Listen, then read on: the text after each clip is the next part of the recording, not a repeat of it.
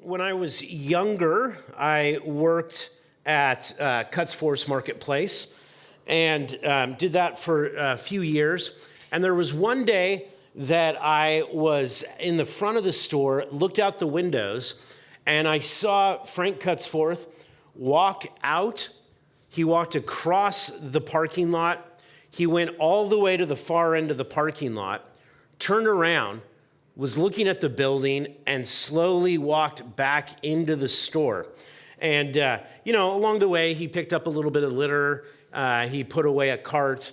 But it was just something that seemed odd to me. And I asked him, I was like, Frank, what were you doing? And he said, every once in a while, I like to walk out and turn around and walk back in. And I like to look at the store with the eyes of someone who's new, a customer who's just coming in, to be able to look around and see what they might see. And that's something that has stuck with me through the years. When we were a younger church and meeting at Canby Adult Center or Baker Prairie, there were times I would do that there. Even to this day, there's times that I walk all the way down our driveway here at church and I walk back in, just trying to get a different perspective. Somebody even joked, sometimes people see me standing on one of those boulders out there. And they were joking like, oh, you're like, 2 feet taller when you stand on that. You're seeing the world from a vantage point you haven't seen it before. Is that right? And it is kind of, was someone like, oh, yeah, oh, feel bad for the Smurf. But there's something about that to stop and look at something from a different perspective than what you normally look at.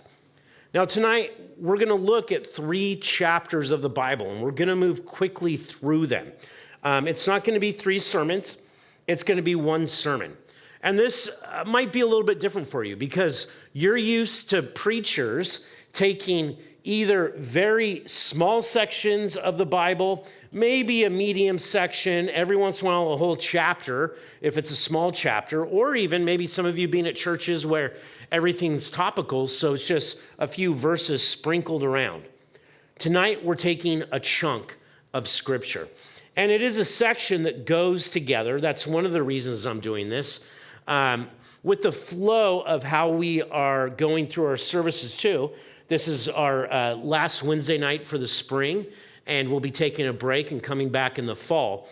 In looking at this, I realized that if I break this up into 2 parts, I will have to go back and explain so much on the next Sunday I preach that it wouldn't be worth it. So we're doing this in one fell swoop. I'm up for the challenge. Hopefully you are too. As we look at it, we're going to be talking about the 70th week of Daniel, and we're going to be looking at battles, tribulation, and a time of rest. Battles, tribulation, and a time of rest. If you remember our study from Daniel chapter 9 on Sunday, there were 77s that were decreed by the angel Gabriel.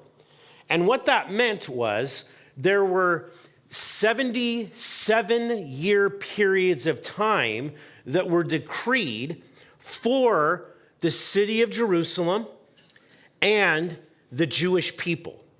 And when we studied all that on Sunday, we moved through it fairly quickly, but we covered 483 years from the time the decree went out for the temple and Jerusalem itself, the city, to be restored, to the time of the Messiah coming and being cut off from the living. But there is still in that prophecy another 7 years that we didn't talk about. And as we get to the end of Daniel, that's what we're going to be looking at tonight.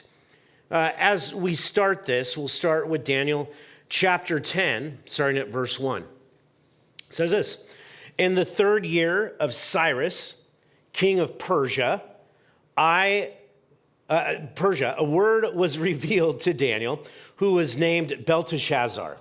And the word was true, and it was a great conflict. And he understood the word and had understanding of the vision. Just really quick, couple side notes with this. That little thing, the way it's written, especially in the Hebrew, what scholars think is actually sort of a title for these 3 chapters, for this section. The way it's worded is a little bit different than the rest of the wording for the last 3 sections, but it's more of like a seal or a heading put on for this section. And note that Daniel says this is in the 3rd year of Cyrus. By this time, Daniel is probably 85 years old.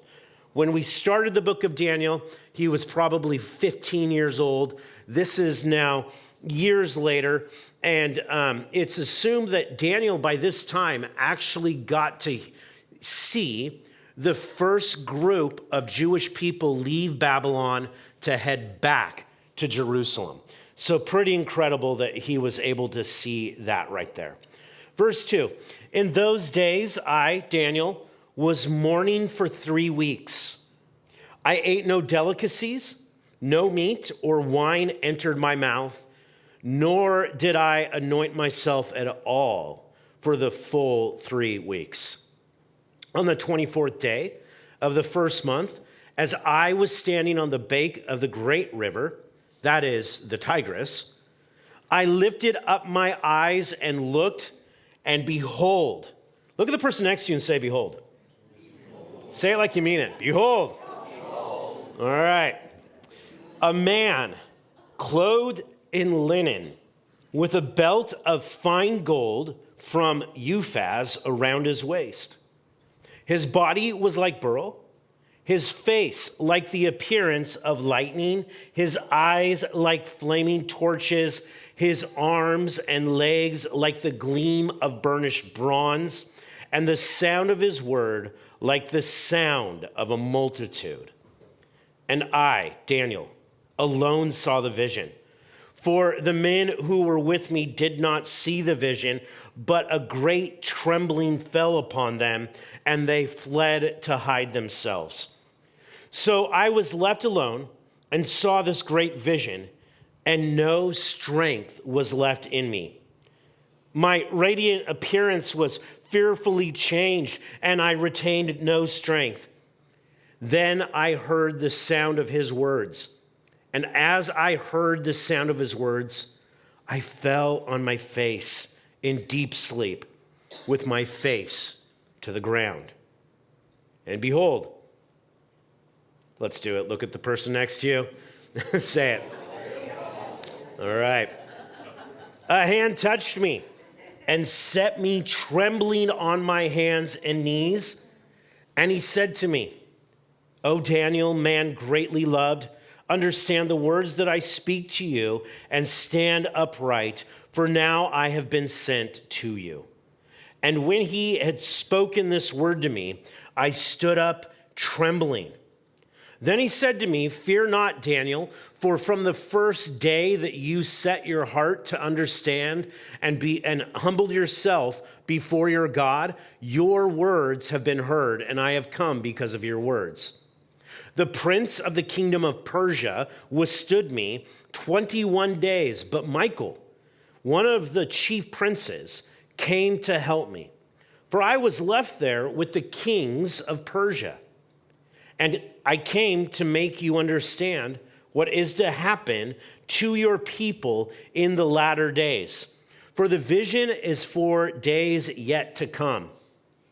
And when he had spoken to me according to these words, I turned my face toward the ground and was mute. We'll skip it this time. And behold, one in the likeness of the children of man touched my lips. Then I opened my mouth and spoke.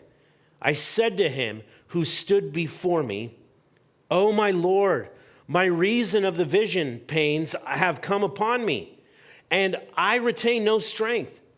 How can my Lord's servant walk with my Lord? For now no strength remains in me, and no breath is left in me.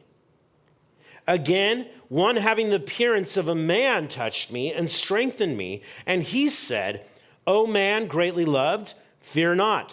Peace be with you. Be strong and good courage. And he spoke to me, and I was strengthened, and said, Let my Lord speak, for you have strengthened me. Then he said, Do you know why I have come to you? But now I will return to fight against the prince of Persia. And when I go out, behold, the prince of Greece will come. But I will tell you what is inscribed in the book of truth. There is none who contends by my side against these except Michael, your prince. Let's stop and talk about that for just a minute. The first heading as we look at this study is just the heading battles, okay?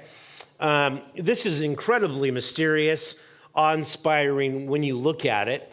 A couple ways that we can interpret this based on what being is speaking at what time. But the thing that we mainly need to understand is this. There is more going on in this world than we see with our human eyes. We are in the midst of a spiritual battle. Sometimes as believers, we hear that and we might say, oh yeah, I know that. But do we really know that? Do we really understand that? Just a couple weeks ago, we had a friend over at our house and she brought up some things reminding me of some stuff that our family has gone through over the last year and a half. And our friend just said, man, it's incredible. I mean, your ministry is doing so well. You guys have moved into a new church building. People are getting saved. The church is growing. People are hearing the gospel. You've got to know that the stuff that you guys have been going through, it's totally a spiritual battle, right? And my response was, yeah, of course, we know that, right? And I felt like, hello, of course I didn't even think of that at the time because everything seemed to be happening just in the natural world. But once that friend of ours said that, a lot more things started making sense. Paul talks about that in the book of Ephesians. He says this in chapter 6, verses 10 and 12. Finally, be strong in the Lord and in the strength of his might. Put on the whole armor of God that you may be able to stand against the schemes of the devil. For we do not wrestle against flesh and blood, but against the rulers, against the authorities, against the cosmic powers over this present darkness, against the spiritual forces of evil in the heavenly places. Now, that's an incredible statement to make because there's a lot of times it sure does feel like our battle is against flesh and blood. And yet, Paul gives a direct statement in Scripture that no, that's not where the battle lies. It's not on this plane here that we're battling against mankind. There are spiritual forces that are battling against Jesus Christ and against his people. We're in the midst of a battle, whether we recognize it or not. And he gives these terms. He says that the battle is against rulers, authorities, cosmic powers over this present darkness, spiritual forces of evil in the heavenly places. A lot of times when we read that, we instantly hear rulers, authorities, and we simply think just the authorities around us, like, oh, we're against the man type thing. No. That is the way the Bible talks about spiritual beings. In our staff meetings, as we're going through the book of Ephesians, you see that all the way from the very first chapter. And you see it again in the second chapter, where Paul is talking about these spiritual beings that are on earth. They are here. They are organized. They have power. And they are doing battle against the church of Jesus Christ. In our terms, we tend to just say two terms, angels and demons. When we talk about spiritual beings today in the church in the West, we tend to categorize everything as angels and demons. Maybe it's easy to look at it that way. It's a lot more complicated than that, though. The word angel simply means messenger. It simply means messenger. So like when we translate that in the Bible, translators have to look at the words and the context and figure out, wait, is this an angel as in a spiritual being? And if that's the case, they just write angel. Sometimes people are called angels in the Bible because the word just means messenger. Right now, I am here speaking words from God to everybody listening. I am giving a message from the Bible to you. I'm a messenger, which means I am a what? First time I've been called that in a while, right? You look at it, and that's something important. In the Bible, that term can mean a spiritual being, but there are other terms too: cherubim, seraphim, archangels, rulers, authorities. All of these different terms that talk about different spiritual beings. And one of the things that maybe you've heard a little bit because it's gotten more press recently in the last decade or so, but according to the Old Testament, in Jewish cosmology, just how the spiritual beings are organized, you look at it, and it's literally that at the time of the nations being formed, God put spiritual beings over different nations. Where do we read about that? Deuteronomy 32, 7 and 9 is one of the sections. It says this: remember the days of old. Consider the years of many generations. Ask your father, and he will show you. Your elders, and they will tell you. When the Most High gave to the nations their inheritance, and when he divided mankind, he fixed the borders of the peoples according to the numbers of the sons of God. But the Lord's portion is his people, Jacob, his allotted heritage. Now, in a culture like ours that's very secular, secularism bleeds into the church, and so we don't really think in terms of spiritual beings or miracles that often. And yet, that's what the Bible talks about. So a lot of times people have been taught that that word, that term, sons of God, is referring to human beings that happen to believe in God, that we're just the sons of God. But that's not the way it is used in the Old Testament. It's used that way to talk about spiritual beings. And this is a passage saying that all the nations and the borders were fixed and given over to these people, these beings, if you will.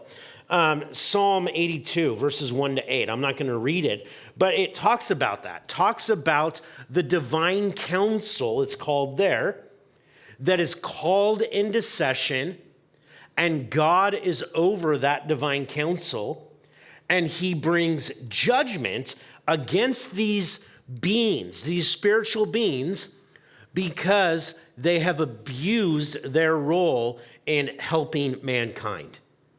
They have rebelled against God, and judgment is coming against them. You even read about that in Genesis before the flood. You see that taking place there. That is what is going on in this section of Daniel. We see that Daniel is grieving, most likely because he's heard that the people have gone back to Jerusalem.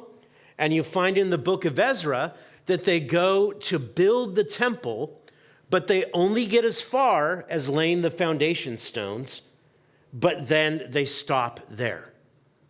He's in a point where he is in deep prayer and fasting, and he is seeking the Lord.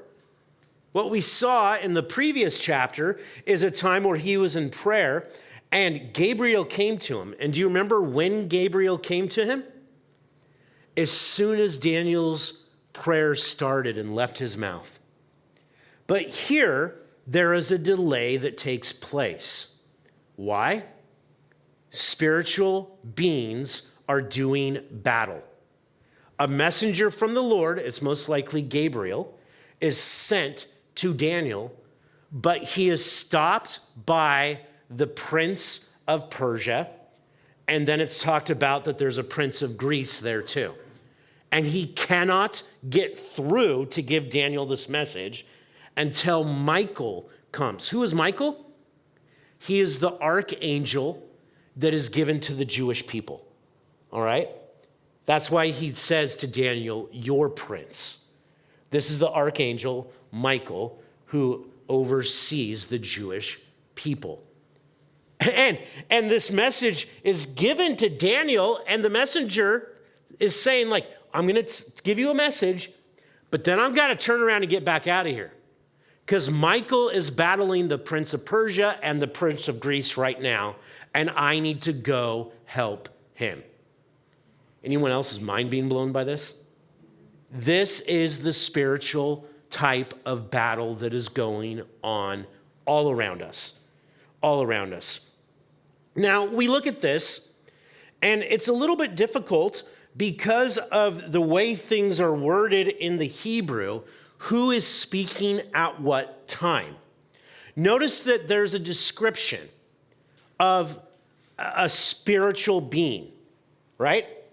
And there's two ways this is interpreted.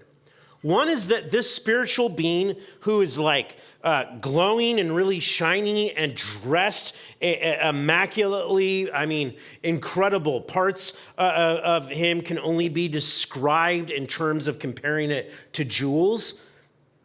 And some people will say, oh, well, that is the being that is talking. And that must be Gabriel. Here's the thing, though. All throughout Scripture, Gabriel always appears as a man. He always appears as a man. There's another place in the Bible where this same description takes place. Where is it? The book of Revelation, chapter 1. While John the Apostle is imprisoned on the island of Patmos, he is in prayer on the Lord's Day, on a Sunday, and he hears a voice like rushing water, and he turns, and who is it? Jesus Christ. And he looks just like this. Who is this? This is a pre-incarnate Christ showing up to Daniel. How incredible is that? That he is there. It's interesting. One scholar, I kind of wish I had copied it down. I would have to go back and figure out where I read it.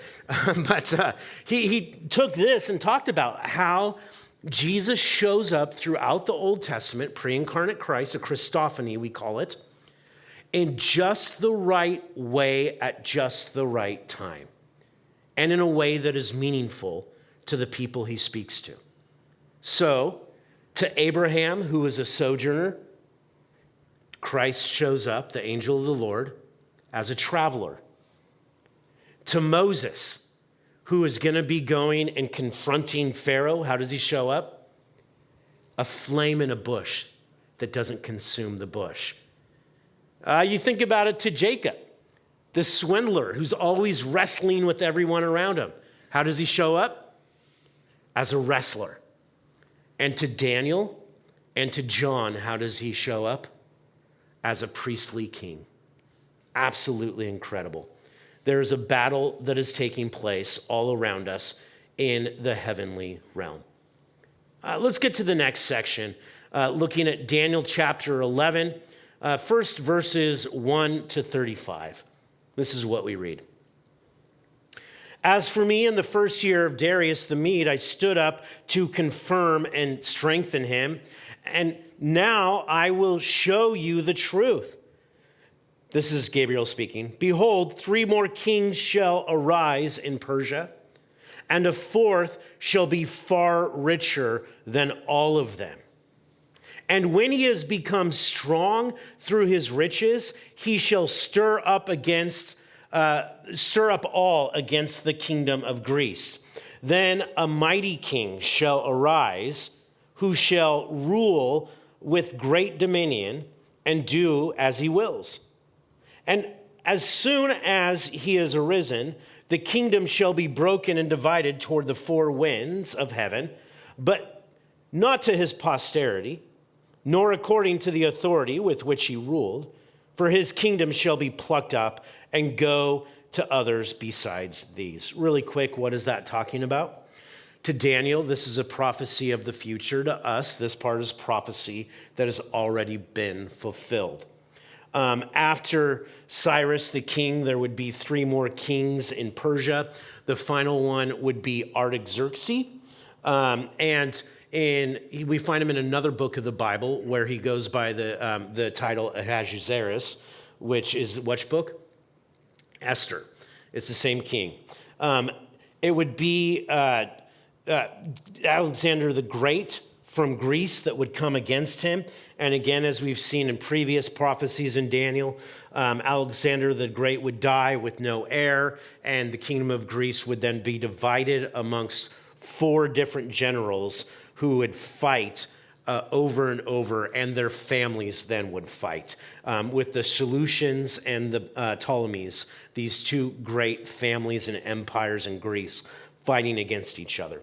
Verse 5, then the king of the south shall be strong, but one of his princes shall be stronger than he and shall rule. And his authority shall be a great authority.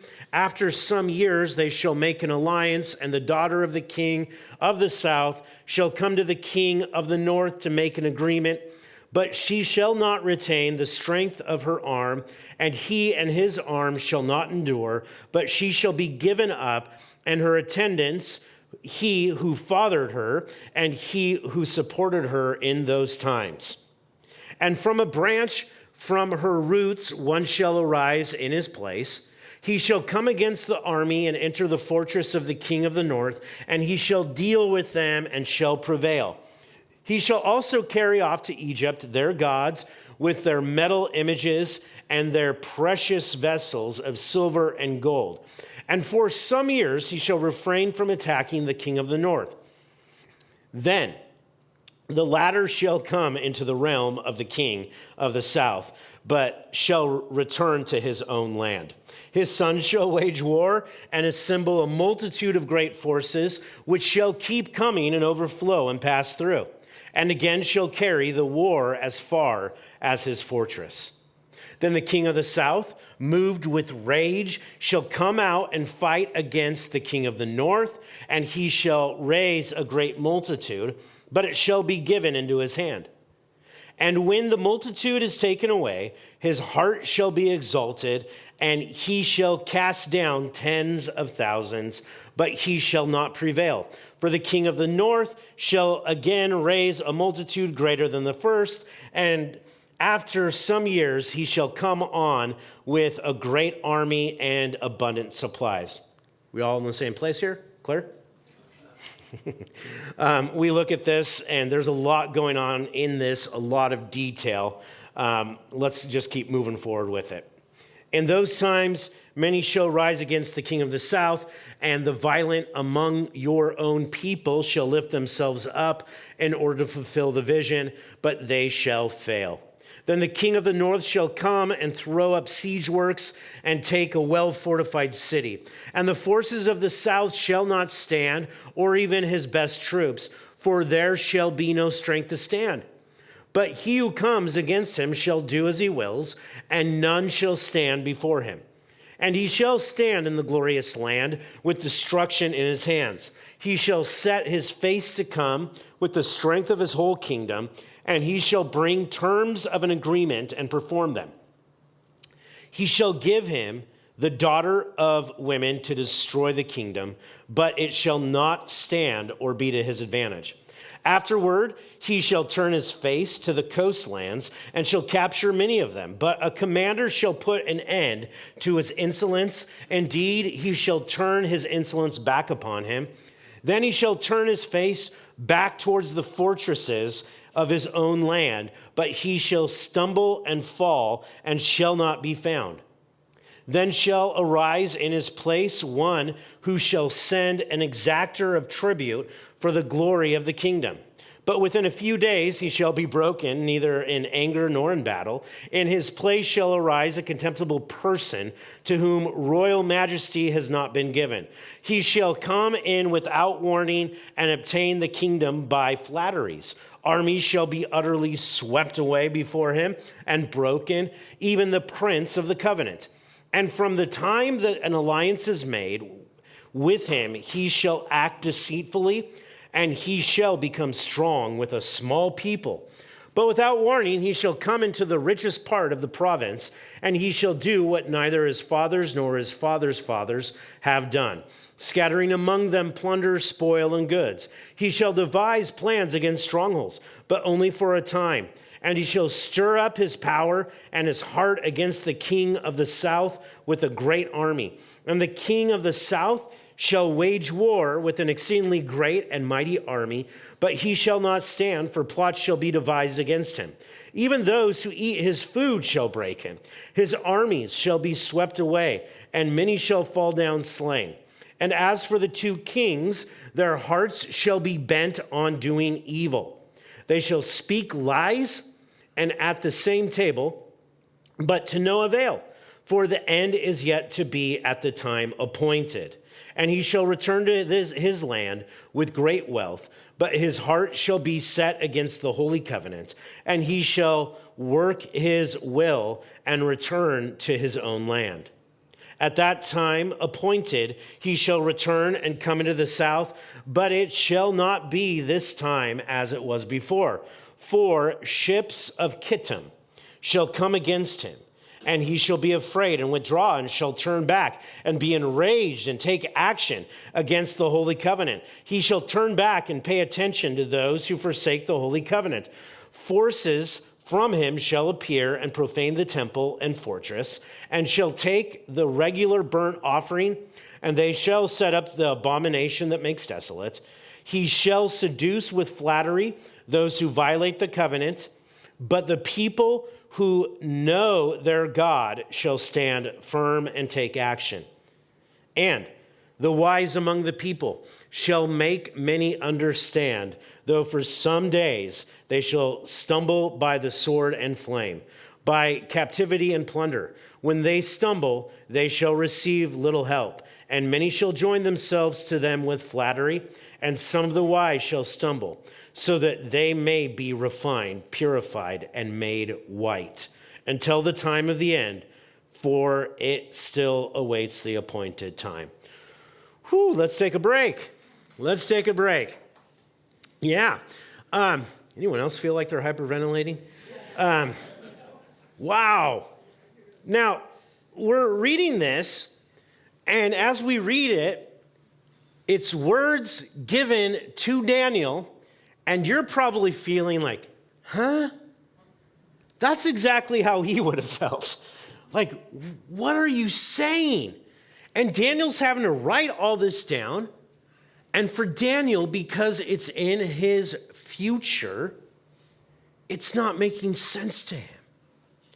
The incredible thing, if I wanted to take the time tonight, which I do not want to, we could go into a huge history lesson, because all that I just read right there has already taken place, and this is spoken of in such incredible detail that one more time, it's one of those sections that people who don't believe in Christ look at this and say, this couldn't have been written by Daniel.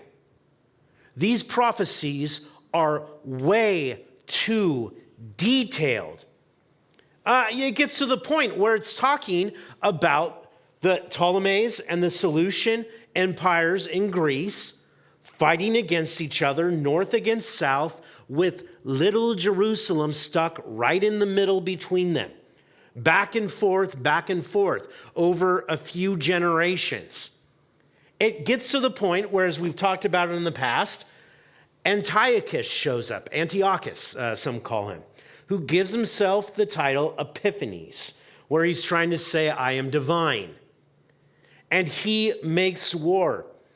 Verse 30 talks about the ships of Kittim.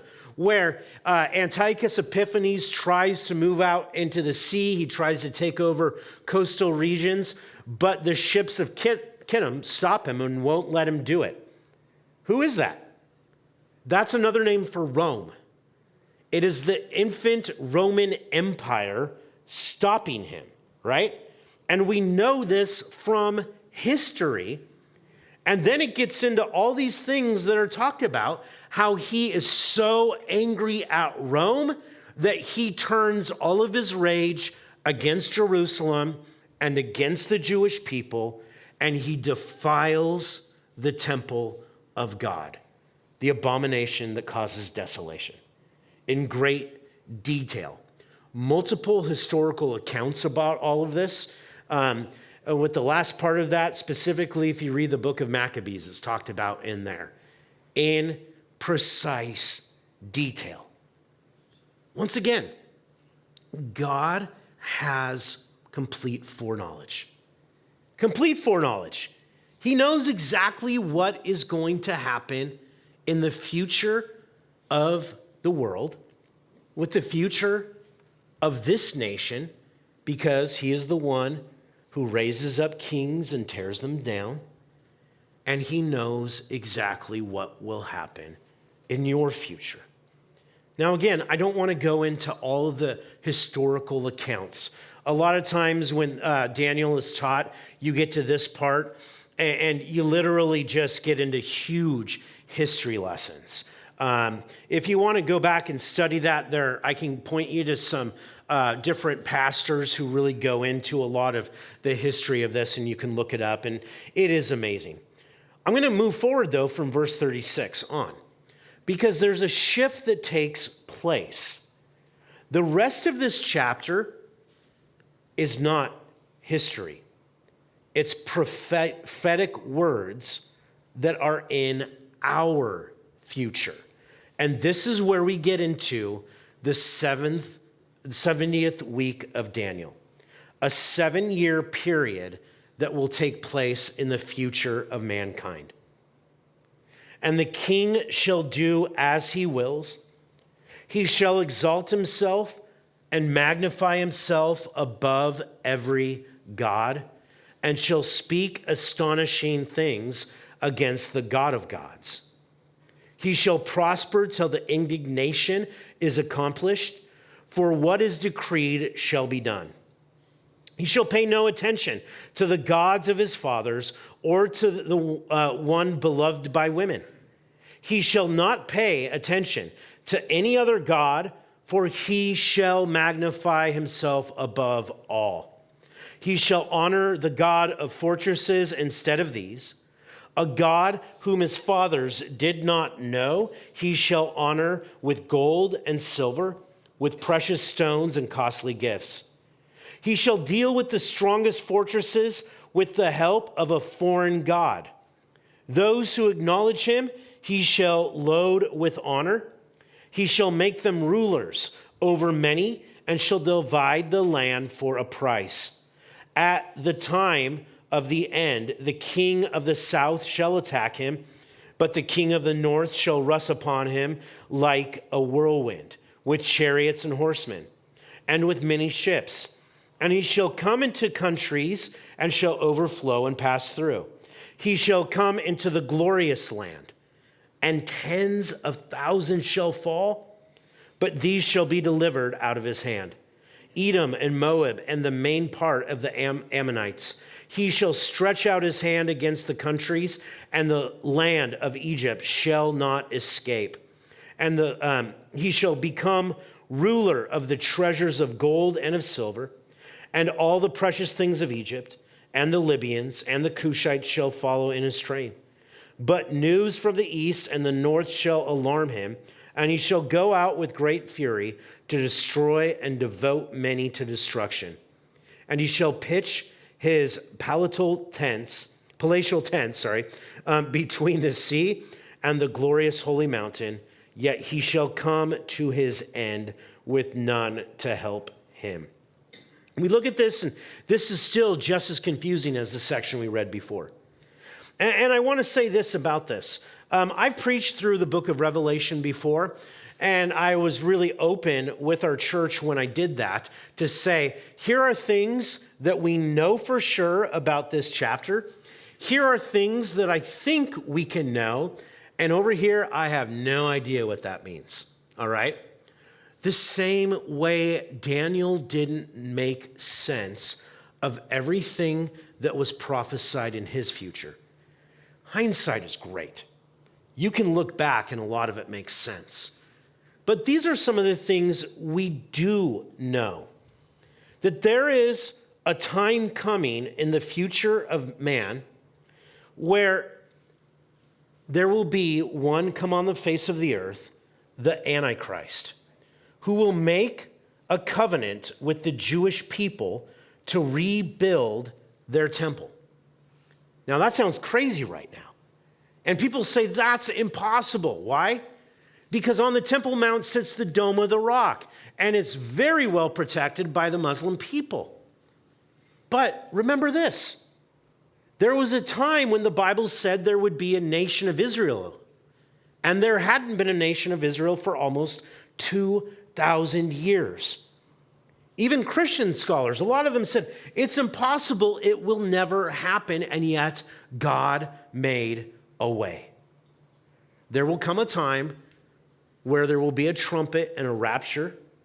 The church will leave, and then a time where the Antichrist will appear. Antiochus Epiphanes was a type of him. He was a type of him. But these prophecies aren't fully fulfilled with Antiochus Epiphanes. Jesus even talks about the future in Matthew 24, that there will come another time where there will be a Jewish temple and there will be one like Antiochus Epiphanes who will control not just an area, but the entire world, and he will desecrate the temple again. You with me on this? Can I read fast again? Here we go. It's talked about the beginning of all this. You can look at it in Revelation chapter 6 on to the end. But this is what we read in Revelation 6. Now I watched when the Lamb, that's Jesus, opened one of the seven seals, and I heard one of the four living creatures say with a voice like thunder, "Come!" And I looked, and behold, a white horse, and its rider had a bow, and a crown was given to him, and he came out conquering and to conquer. This is not Jesus Christ. This is the Antichrist who is coming. When he opened the second seal, I heard the second living creature say, "Come." And out came another horse, bright and red. Its rider was permitted to take peace from the earth so that the people would slay one another, and he was given a great sword. Verse 5, when he opened the third seal, I heard the third living creature say, "Come." And I looked, and behold, a black horse, and its rider had a pair of scales in his hand. And I heard what seemed to be a voice in the midst of the living creatures, saying, "A quart of wheat for a denarius, and 3 quarts of barley for a denarius, and do not harm the oil and wine." And when he opened the fourth seal, I heard the voice of a fourth living creature say, "Come." And I looked, and behold, a pale horse. And its rider's name was Death, and Hades followed him. And they were given authority over a fourth of the earth to kill with sword and with famine and with pestilence and by wild beasts of the earth. When he opened the fifth seal, I saw under the altar the souls of those who had been slain for the word of God, not by the word of God, for the word of God, and for the witness they had borne. They cried with a loud voice, "O sovereign Lord, holy and true, how long before you will judge and avenge our blood on those who dwell on the earth?" And they were each given a white robe and told to rest a little longer, until the number of their fellow servants and their brothers shall be complete, who were to be killed as they themselves had been. When he opened the sixth seal, I looked, and behold, there was a great earthquake. The sun became black as sackcloth, the full moon became like blood, and the stars of the sky fell to the earth as the fig trees shed its winter fruit when shaken by a gale. The sky vanished like a scroll that is being rolled up, and every mountain and island was removed from its place. Then the kings of the earth and the great ones and the generals and the rich and the powerful and everyone, slave and free, hid themselves in the caves and among the rocks of the mountains, calling to the mountains and rocks, "Fall on us and hide us from the face of him who is seated on the throne and from the wrath of the Lamb. For the great day of their wrath has come, and who can stand?"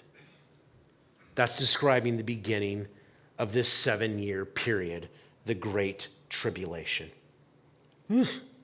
Heavy. But let's do this. The last chapter of Daniel is only a few verses. Let's read it. "At that time shall arise Michael, the great prince who has charge of your people. And there shall be a time of trouble such as never has been since there was a nation till that time. But at that time your people shall be delivered, every one whose names shall be found written in the book. And many of those who sleep in the dust of the earth shall awake, some to everlasting life, and some to shame and everlasting contempt. And those who are wise shall shine like the brightness of the sky above. And those who turn many to righteousness, like the stars forever and ever. But you, Daniel, shut up the words and seal the book until the time of the end. Many shall run to and fro, and knowledge shall increase. Then I, Daniel, looked up, and behold," let's do it this time. Say it to the person next to you. Behold. All right. "Two others stood, one on this bank of the stream and one on the bank of on that bank of the stream. And someone said to the man clothed in linen who was above the waters of the stream, 'How long shall it be till the end of these wonders?' And I heard the man clothed in linen who was above the waters of the stream. He raised his right hand and his left hand toward heaven and swore by him who lives forever and ever that it would be for a time, times, and half a time. And that when the shattering of the power of the holy people comes to an end, all these things would be finished. I heard, but I did not understand. Then I said, 'Oh, my Lord, what shall be the outcome of these things?' And he said, 'Go your way, Daniel, for the words are shut up and sealed until the time of the end. Many shall purify themselves and make themselves white and be refined. But the wicked shall act wickedly, and none of the wicked shall understand, but those who are wise shall understand. And from the time that the regular burnt offering is taken away and the abomination that makes desolate is set up, there shall be 1,290 days. Blessed is he who waits and arrives at the 1,335 days. But go your way till the end, and you shall rest and shall stand in your allotted place at the end of days.'" Whoa. Sorry, I just made a couple of you jump when I said whoa. Yeah, this is incredible. In Daniel, it's mentioned a few times, but it's mentioned throughout the book of Revelation. That during this 7-year period, the Antichrist will make a pact with the Jewish people for the first 3.5 years, the first half of it. After that will come a time, and half a times, 3.5 years. Or sometimes it's said 42 months, and sometimes it's said 1,260 days, which on a Jewish calendar is 3.5 years. That's when mass persecution will be taking place against these Jewish people and anyone else who calls on the name of the Lord. It will be, as it says in Daniel, a time of distress like the world has never seen. The Great Tribulation. But note this, the words of encouragement here. Those who are wise shall shine like the brightness of the sky above. And those who turn many to righteousness like the stars forever and over. Who are those? Those who conquer by the word of their testimony and by putting their faith in the blood of the Lamb.